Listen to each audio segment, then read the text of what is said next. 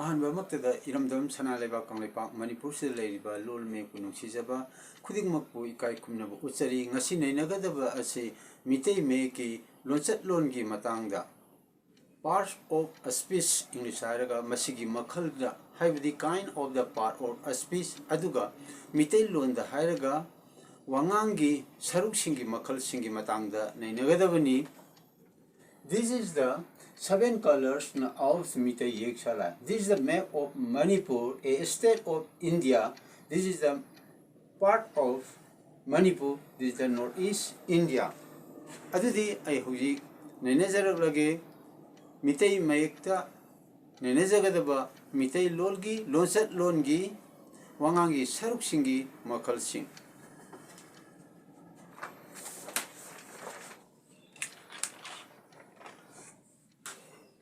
Sridhar Lagibasi 11.1 lesson number 11 ni wangangi saruksingi makalsing. English ta haraga kinds of parts of a speech. Adin hobjik nainagadabasi wangangi saruksingi makalsing kinds of parts of a speech. Ay mathanga haire isna kaino habda Meitei londa wangangi saruksingi makal nipan sui. Aduna Meitei londa wangangi saruk ase nipal sui. English ta part of a speech ta makal nipan subagumna. Adudi mathang hajarake English ta handokpasi hana hajarake Meitei londa wangangi saruk singi makal nipal sui. Ahanbada Meitei londa mingta. English ta ithokpada mingta. English ta magi meaning na English ta na kai ko have the noun. Mathanga minghut Meitei londa minghut aduga pabagi konthokna minghut in English ki banande jabani pronoun. Mathanga mingtik yai adjective. Mari subada thautak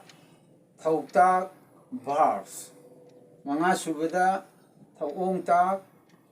tak adverbs. Taru subada watai tungpham English tana preposition haiba aduga Meitei londana postposition haiba. Tare subada wapun conjunction. Nipan subada nungphong interjection. Matawasum tawduna part of a speech se makal nipal su English ta matawasum tawduna Meitei londa su wangangi saruksinga se makal nipan sui. Ana samna harbada mathang tentang hajarake noun habisina habidi mingta habisina karino haba matamda pot amagi natraga migi maming khangnaba dubo aikoina noun haina kawi maroina nainajagadabadi English ki grammar da nachade maroina Meitei longi grammar da oina nainajagadabani aduna samlapna ngasigi do oina haijage minghut sina pronoun haba. Pronoun habisina karino da noun gi mahut sinbasing adu bai koina pronoun kawi. Mingtik yai haitargadi mingtik yai habidi adjective haba. Adjective habdi kaino noun amsung pronoun gi magun phongdokpa adubu aikoina adjective kawi. Ana thautak ana verb. English ta verb habisina kaino habada samna harbada tauba oiba leiba asina singba khangnaba boi koina verb kawi. Tentak na English ta haijage maroidi Meitei londa oina nainajagadabani thautak habidi tauba oiba leiba asina singba khangnaba bu verb kawi. Ana thauong tak hargana a verb ni. Verb ki magun phongdokpadubu maroina a verb kawi aduga hena macha khana nainajabadi mathangi nainarakpada oina nainajage mathangda wapun habdi karino habda conjunction habdi karino haba matamda wahai amaga punsinaba natraga wahai pareng amaga punsinaba wahai adu aikoina English ta conjunction Meitei londa hargana wapun side kawi. Ade mathangda nungphong hargana karino haba matamda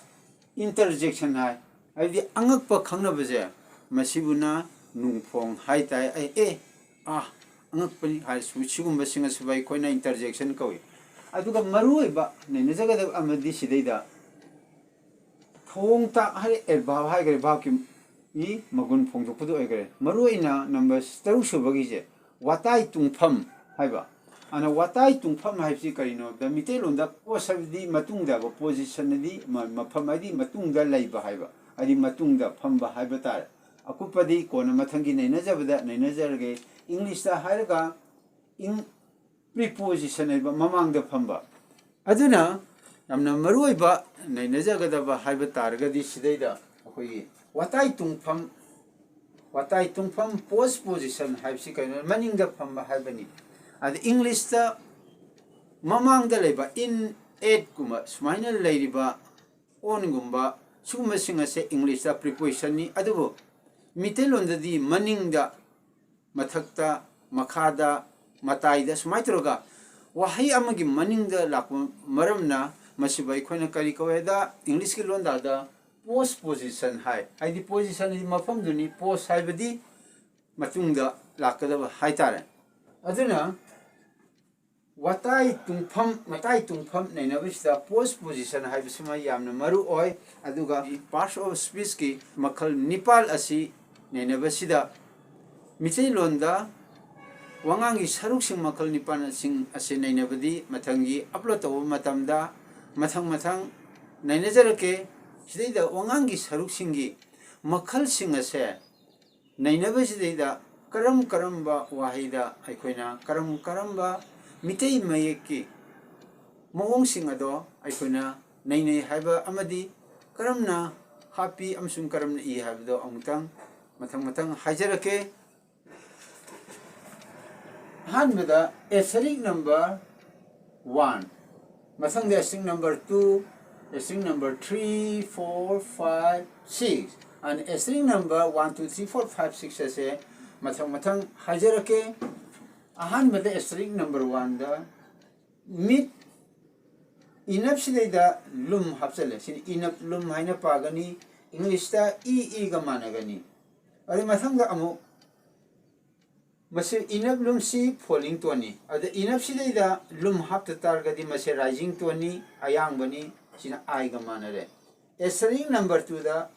unapta lum hape sidai asterisk number 2 sida unapta lum hape masi karino falling to ni unap lum english da o ga manare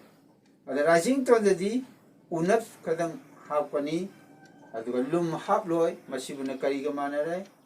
iu ga manare mase mitei londa inap hai sina unap hai alma thangda khoi nei na jaga da basi amu asterisk number 3 ja amu hajarake asterisk number 3 da mitei londa hai matamda sidai da hai matamda e da mathakta final line afaila I chingi masi dilata da mafam matam napuni ali napu makhalgi matung ina mafam matam napuni locative case ni mafam da matam da haibagi mo adu phungdokpani maram aduna dilda atap tapkani ana maram aduna english da da da fai line sing je mitei mekta ibam matam da atap yaugani haibasima khangali adi masangda amu asterisk number 4 gi deida 4 zeida amtang nei najage asterisk number 4 asterisk number 4 side leire wangangi hai matamda da matakta final line ama singi zeida masi kaino long ton khangali sigiji wangangi hai matamda je wa hai matamda matakta final line ama singi basi afaila I singi basi kaino habda long ton khangali mathangda manga subada ta ana iriba si jongtang yengsi sida mingta hai matamda isida a ani yaure mase long toni sida yauri ba kokse lonsum ni aduna kg masi kaino lonsum moina sinarimi aduna lonsum jigi mamangda leitardi mado ikoina ani lebiyawi ama lebiyawi maram aduna masigi matang da di ani hapani mase long ton oiba maramna मरमदुना एखोने कावरदी हान ममांगदसु हाइजगरे वहाई अमगी अरोइबदा लोनसुमना लोइब तारगदी English मये इब मतमदा आगी खुंथोकसेन ओरगदी ए जे हाकनी कर्म मफमदा रिलोनसुम लैरिबा English इब मयेक्तो अदुगी ममांगदा लोंगतोन ओइतारगदी ए हाइबसिमा तंगाइ फदना हाकनी अदि मसंगदा अमुक एस्ट्रिंग number 6 एस्ट्रिंग number 6 की दा थौता है जे थौता है सिना भामनी थौता है मतमदा सि सौनबनी मसी कैनो सैतबनी मसे अदना सेकेंडरी सिंबल नि अद सेकेंडरी सिंबल ओइमर मसे इंग्लिश की मये अनि ओ यू गा मानरे जे सौनबसे करी गा मानरे ओ यू सौनबसे कैनो सैतबनी मसी सेकेंडरी सिंबल नि सौनबसे दु अनेम अवांग लोनटोन अमसुंग फॉलिंग टोन अमसुंग राइजिंग टोन लay अदु मसी मतंग ददी कोनल नेनेजरके चैनल असीदा मसी मितै लोनगी लोचत लोनगी मतंगदा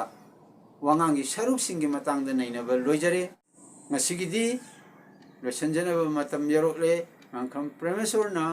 पुनमकपु इकाई खुमनजरी मथंगी अपलोड तव मतमदा आइकोई पुना उनमिनसी ngasigiदी मतंग असिदा लोसनजरके चैनल असिबु सब्सक्राइब तौबियु चैनल असिबु लाइक तौबि अमसुंग कमेंट कया पिबिरौ अवारापा कया हाइबिरौ पुनमकपु इकाई खुमनजरी।